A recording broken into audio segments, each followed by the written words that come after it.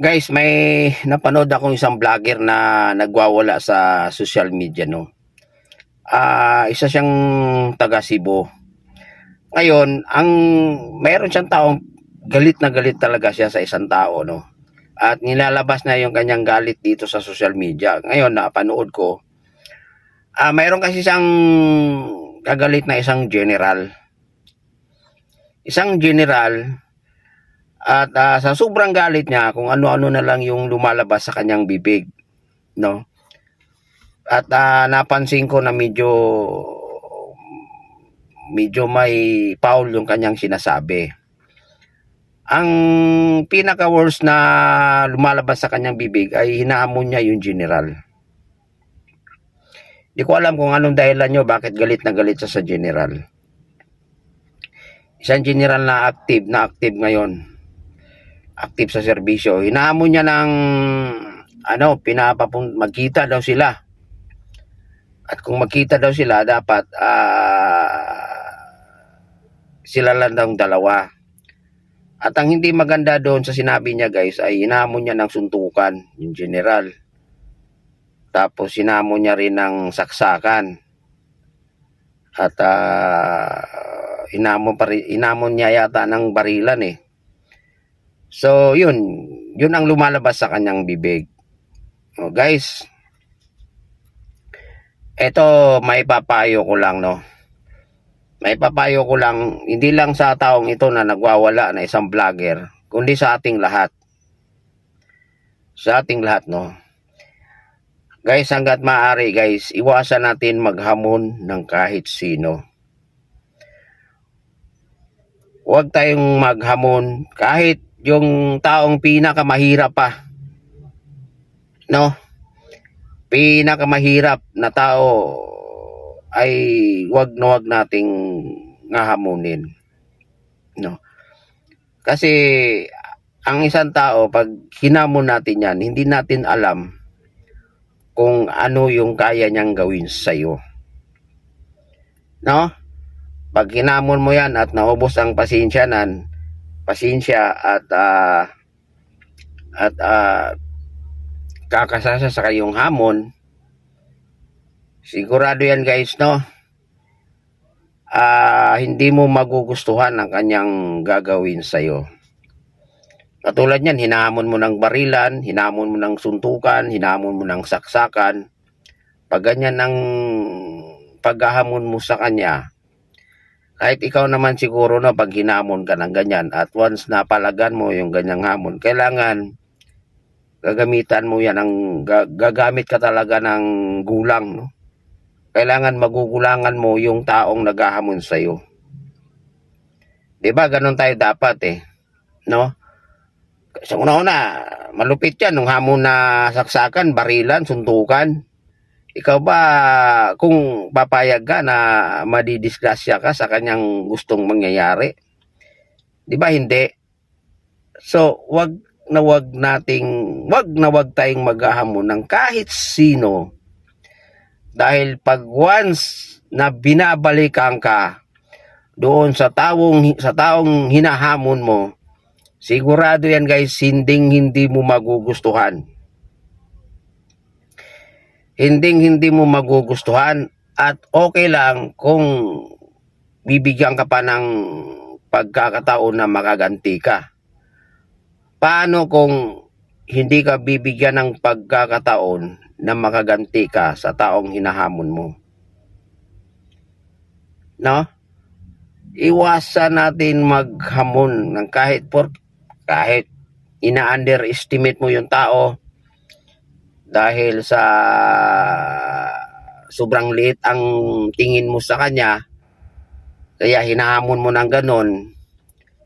Take note, hindi mo alam ang kanyang kayang gawin sa'yo doon sa taong hinahamon mo. At pag yan ginawa niya yan sa'yo, sigurado yan, 101% hindi mo magugustuhan.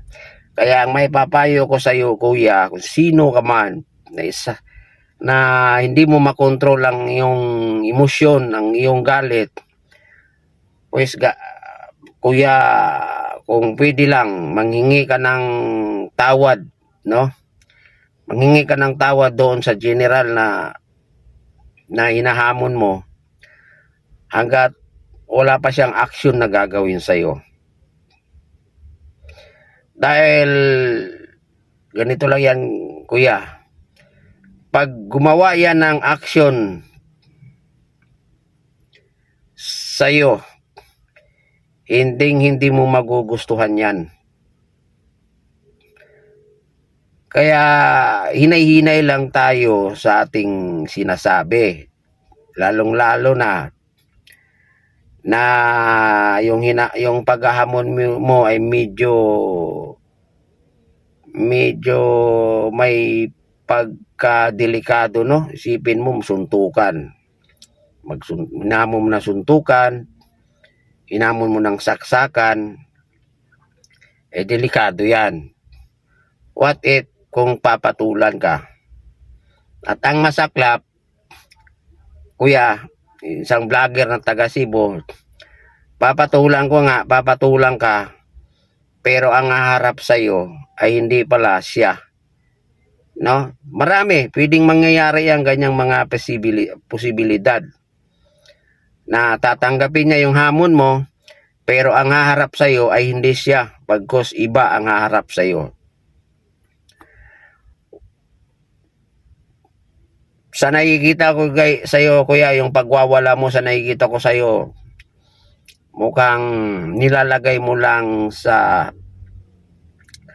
malaking problema ang iyong sarili. Siyempre, pag nagkaroon ka ng problema, mabibigat na problema, maapektuhan ang pamilya mo. No, kaya sinasabi ko nga, kahit gaano pa kaliit yung tao na yan, or kahit sa tingin mo na wala siyang kakayahan doon sa gusto mong hamon sa kanya, pero hindi pa rin tayo dapat maghahamon talaga. Kahit pag once na gaganti yan or papatol yan or kakanain niya yung hamon mo, hindi talaga natin yan magugustuhan. Hindi talaga natin magugustuhan. Kahit sa akin mangyari yan, hahamunin ako. Pag kinana ko yung hamon mo, sigurado yan, ipaparamdam ko talaga sa iyo na hindi mo talaga magugustuhan yung paghamon mo sa akin. Ganun yun, guys. Kaya iwasan talaga natin. Iwasan natin na maghamon tayo ng kahit sino. Kahit sino, wag tayong maghamon. Nako guys, nakakatakot yung maghamon ka. Mayroon nga akong nakikitang isang vlogger din no, na madalas siya naghahamon. At maraming humahanga sa kanya sa social media. Dahil ngayon nga, matapang siya. At pag nagbibigay siya ng lugar na magkita, pupunta talaga siya doon. Ipinapakita niya talaga na hindi siya takot. Hindi siya natatakot doon sa taong hinahamon niya. Pero nabalitaan ko na lang, guys, no? Nabalitaan ko na lang na nakita ko siya sa social media. At karamihan sa nakibabasa kong comment doon ay RIP. So ano ba yung RIP? Ibig sabihin rest in peace. No, sa tingin ko doon, kung hindi siya naghahamon, hindi mangyayari sa kanya, or hindi magkaroon ng comment yung kanyang mga viewers na RIP or rest in peace. Kaya ikaw, kuya, na nagwawala sa social media at naghahamon ka ng isang general na active na isipin mo ba naman, general ang hinahamon mo, no? Yun nga lang, no? Bigyan na lang kita ng basihan. Kahit pinakamahirap na tao, pag ang hamunin mo, pag once na papalagyan sa hamon mo, hindi mo magugustuhan. What if isa pang general ang hinahamon mo? Kaya hinay-hinay lang, wag kang masyadong magpadala sa iyong galit, no? Kasi guys, alam mo ba yung paghahamon mo? Malaking problema yan pag once